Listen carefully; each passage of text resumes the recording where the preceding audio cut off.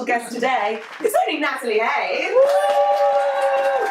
The mysterious third sibling. Fucking hell, sorry. This is a lot. This is going to ruin my hair though, look. So Natalie, thanks so much for joining us You're today. very welcome. I have come far. She's the firstborn Haynes, the mysterious one. So, we've had a couple of questions sent in by some of the Instagram guys. Thank you. And I've also formulated some myself, which you'll be thrilled to hear.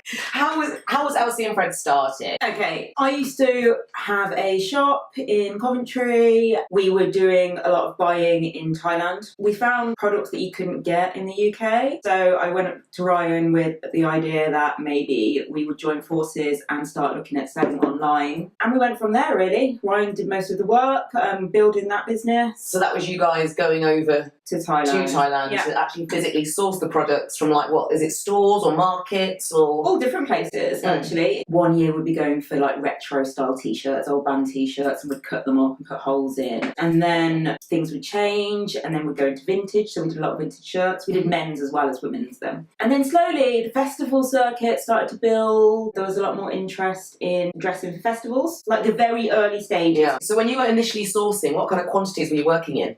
Like tens.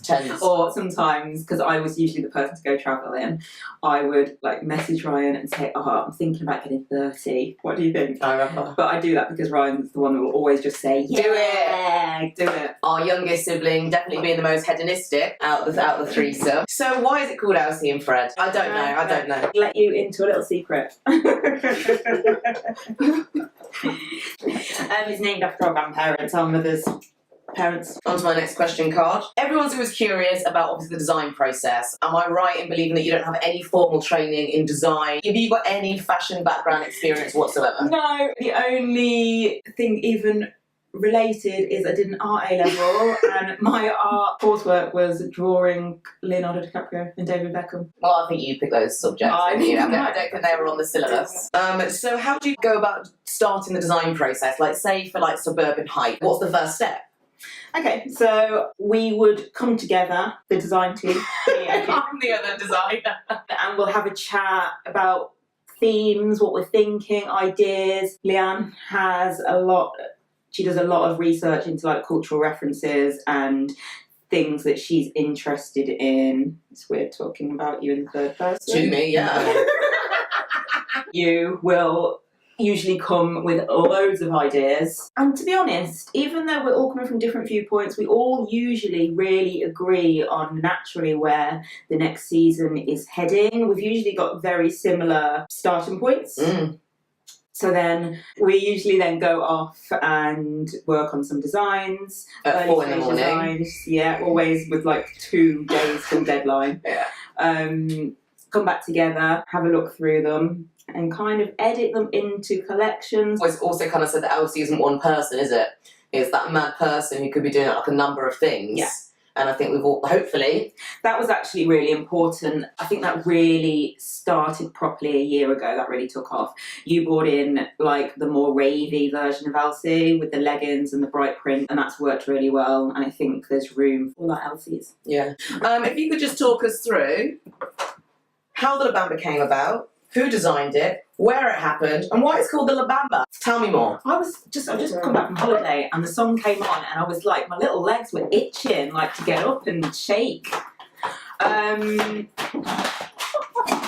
It's called the La Bamba because it's obviously a La Bamba. It just is, isn't it? Look at it, shake it, listen to the song. No, come on, no one knows what that means. When did you design the La Bamba? How did it come about? What were you doing? We had a shop at this point. It wasn't called Elsie and Fred, it was called Queen of the Harpies in Brixton. By this point, I'd left my job in occupational health, saved a bit of money, and insisted that Natalie open a shop with me in Brixton in a storage container.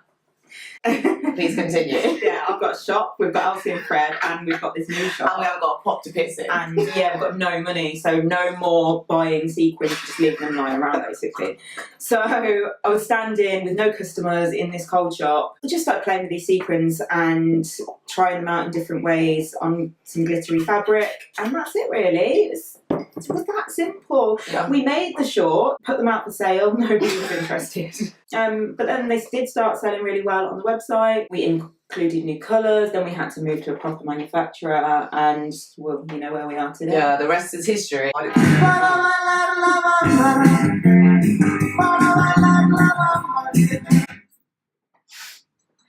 Carry on. Um, Can you give us, it's always a difficult one, could you think of the best career advice you've ever received? I mean, it might be something I've said in the past, or... I won't give you any advice I've received, but I'll give you some advice. Ooh, right, perhaps go for it. Two things. It's two things that I've been thinking about a lot lately. Number one is, if there is something that you've got niggling at you that you're passionate about, give it a go. I know that not everybody is in a situation where they feel like that is possible, but we're working class kids. We didn't have any handouts to get this business going. We did it because we wanted to. We just wanted to really give it a go. So if there's anything that you think that you'd like to, it might not be starting a business. You might have a burning desire to be a doctor, but you don't feel like that was your path. Or just make the first steps. Like, look into it, think about it. Really, I mean, it's going to be a massive sacrifice, but everything is. Yeah, everything that's worth it. If you don't make those sacrifices, you might sacrifice your whole life not being happy or doing something that you're not happy with. And then the other thing which I'm learning, is take help. Like, I'm terrible. Is that a work in progress? That's a real work in progress. So. Yeah, every time I've been forced to like have some business advice or go to some kind of class or get an expert in. I mean, I insist on doing our own accounts until about a year ago. So we do our own photography, website building, marketing, designing. We do everything ourselves. There's definitely been times where that would have limited us if we couldn't see and it will that there was someone that knew better. Can you think of the worst thing that's ever happened in your fashion business life so far? Worst thing.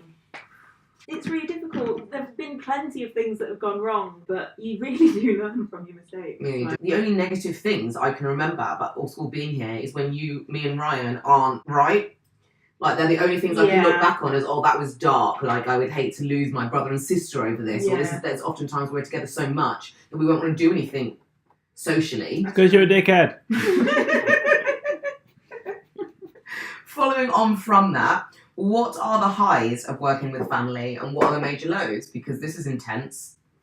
The major highs are that you are working your best friends, aren't you? You're getting to spend time with the people that you love, and we are all really, really different, but we all are definitely the same outlook on life. We've got the same, like, the deep core of us is the same dad. Please pop up a picture of Ron there. This is Frank the dog. You're very lucky to like work with people that you really come from the same core values and looking for the same thing. And obviously, because it's all of our business together, we all have to have the same passion for it to make it a success as well. Has there been times that you wanted to leave? Yeah. Like January. One of the probably the most difficult for me working with my siblings is when you need to have confrontation, because you're not always going to agree on everything, whether it's how you're behaving or an idea that you disagree on. Trying to have a conversation where you have to criticize each other or yourself. Oh, it's like... I can see you getting tense imagining the conversations that we have to have. Like, shit's awkward. Like, fuck me. You want to be like, Leanne, stop doing that, with one hand, and then literally in the same breath, how do you feel? Are you okay? Yeah, I know. That's like really hard. Why did you move to London? The business moved to London. It was time. You were already based here. Ryan was relocating to London, and his laptop was Elsie and Fred. So we all just followed Ryan's laptop here. You guys were actually based in the back room of your flat. We were. In the kitchen, sorry. That was the Elsie and Fred office, 3 years ago? It was the kitchen of your flat on pasting tables, I believe. I was thinking about that only this morning because I was looking at my boyfriend's bikes, thinking, how dare you take up this whole office when with we your used bike. to have our whole office. When we took over the whole flat with boxes and bits of tape from posts. I should have photos of that. We should have took photos of more things than we did. Final game. Okay, ready? So Katie, our brand assistant, has put together some quick-fire questions to ask you and I, me as interviewer and your sister and fellow Elsie and Fred member. So we're ready. Let's get a high five. Woo! Have you guys ever had any like fights, like physical fights when you were kids? Not massively. Leanne and Ryan used to have a lot. They used to do this, right? They'd be sitting on the sofa, and Ryan would be sitting how Leanne is now. Ryan like this. I mean, Ryan was tiny. I mean, he's huge now, but he was tiny. Leanne would be sitting like this. And just going, And Ryan would be going, and I'd be going, cry, cry, cry. And the first person to cry to Mum lost, and it was never me. I'd cry, cry, cry. so bad.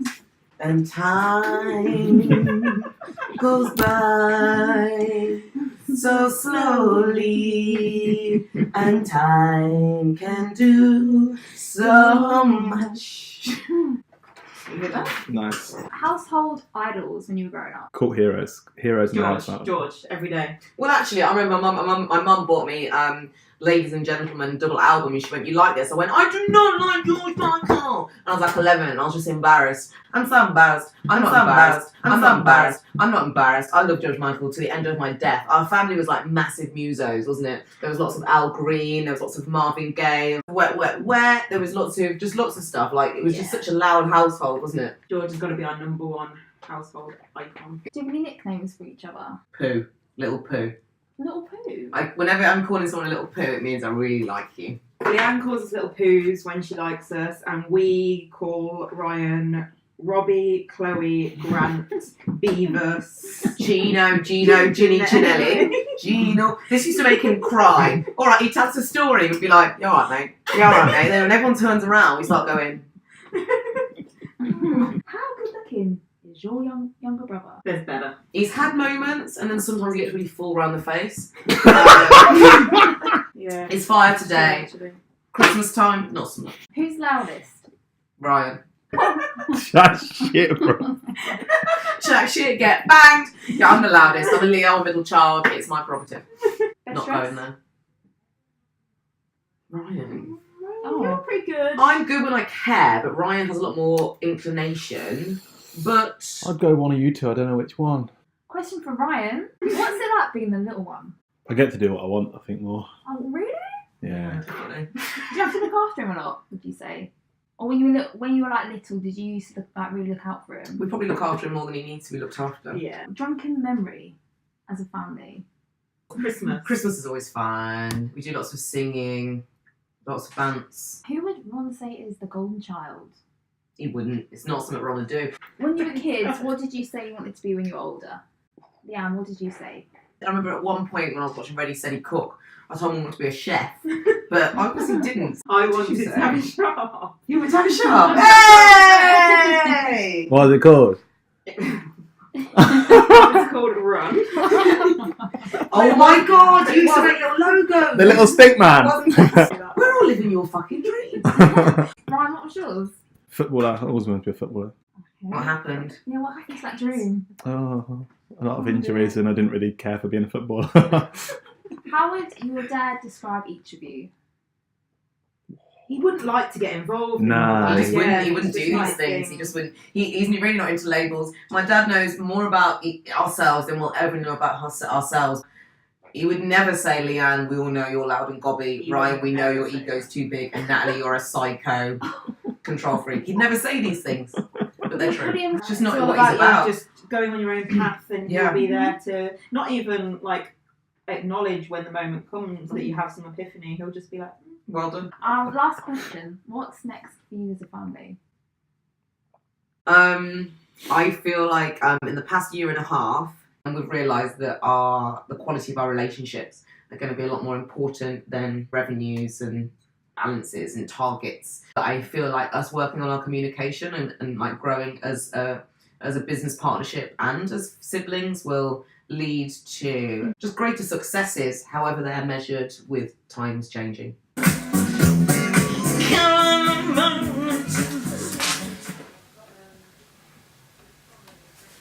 Oh, fuck off, you were talking the whole time. I'm so sorry for the very unprofessional ending to this interview. It's been a pretty unprofessional interview all round. This is basically just us trying to say, we're here, we want to like chat and do loads of other things, so thanks for watching. Thank you, Natalie, for coming. "Thank you very much." Eileen's coming from the other room. Thanks for having me. It was fun. I'm a bit pissed. Thanks for coming.